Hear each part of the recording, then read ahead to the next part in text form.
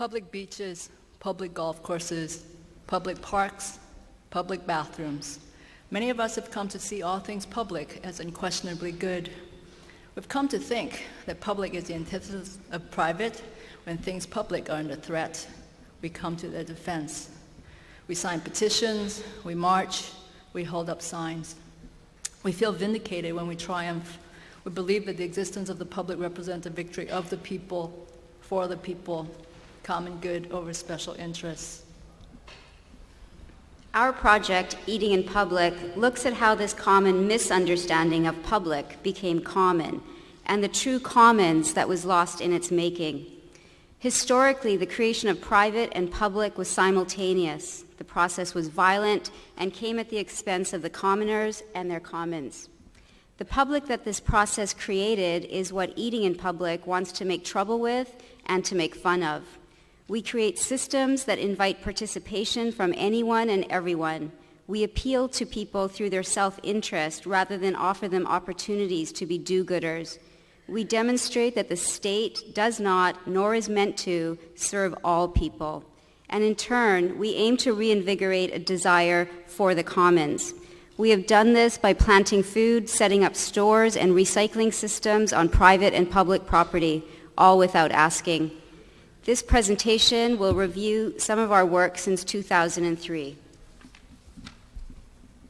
In 2003, we planted 20 baby papaya trees on land designated as public near our house in an uptight, conservative, militarized suburb. Under Hawaii state law, the accepted use of public space is largely within the confines of leisure activities, playing soccer, picnicking, walking the dog, being edified by public art. In this way, the public comes to be those who have private property where they can sleep, wash, piss, fuck, plant tomatoes. For those without private homes, reliable access to the necessities of life, or those performing prohibited public activities, like planting free papayas, public space becomes a zone of criminality. The spot where we planted the papayas was a narrow strip of dirt overgrown with weeds wedged between the public sidewalk and a fence enclosing private property. We put up a sign next to the papaya plants. It said, "These papayas have been planted here for everyone.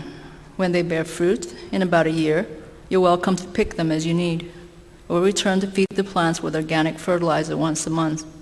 Feel free to water and weed. Do not use chemical weed killers, as this will poison the fruits and those that eat them," the diggers. An old man walked by while we planted and said, "Oh good, I can have free papayas later." Exactly. When we planted papayas, we did it in the name of the diggers. The first diggers lived in the 17th century in the place we now know as England. The diggers' movement rose in defense of the commons that were being systematically destroyed by violent land reforms, privatization, and the terror characteristic of the formative period of capitalism and European imperialism. One of the diggers' signature acts was to reclaim their stolen land by planting food on it, in their case, parsnips, carrots, and beans. The liberatory politics of the diggers was, and will always be, a politics of eating.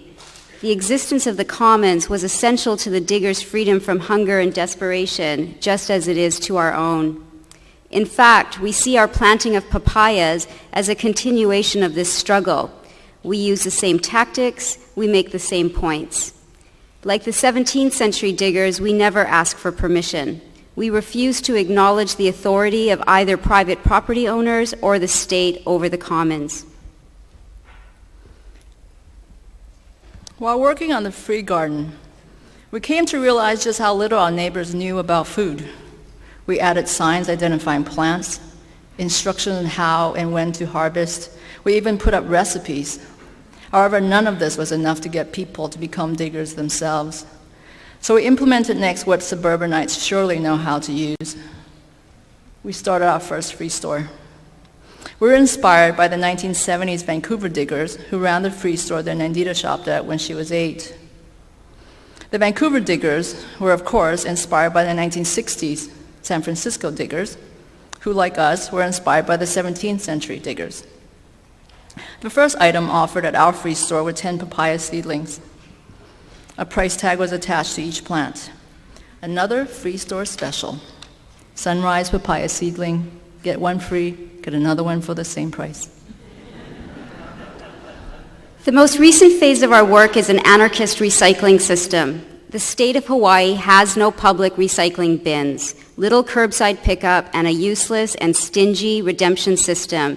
They give you 5 cents for each beverage container marked with the high five symbol, only if you bring them to one of the few redemption centers scattered throughout the islands. It's no wonder that most are thrown away.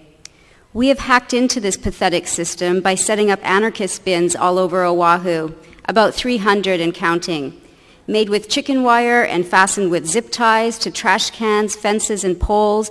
Anyone can take, leave, or whatevers. Anytime anyone sees the bins, they are reminded of the state's inattention and incompetence.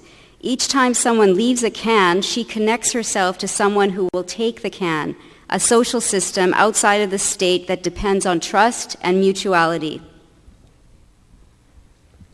In all parts of the project, Eating Public has deployed a range of signage systems, impersonating different aesthetics to create different voices, making overlapping commentaries. We are the authority who demands the comments. We are the nice neighbor who makes outrageous suggestions. We are the nutcase who can't leave anything alone. We are the smart aleck who cuts to the chase.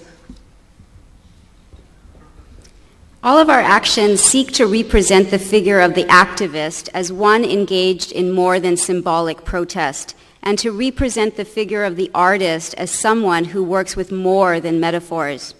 Even more so, our art works to rejoin cultural and aesthetic realms with the worldly domain from which they rise. Plausible art worlds, yes, but ultimately, plausible worlds, full stop. We gauge our success by whether our work can work without us. Unlike exhibitions or site-specific projects, our work is always working, 24/7, 365. In this way, not only are we unauthorized and unoriginal, we're also stunningly unspectacular. We find the most obvious and common solutions to the most obvious and common questions. Perfect. While the spaces we create are very tiny interventions, they're nonetheless actual commons right in the middle of the capitalist state regime, tiny commons that demonstrate the possibility of a life of commoning lived in common with other commoners. Want to dig? Thank you.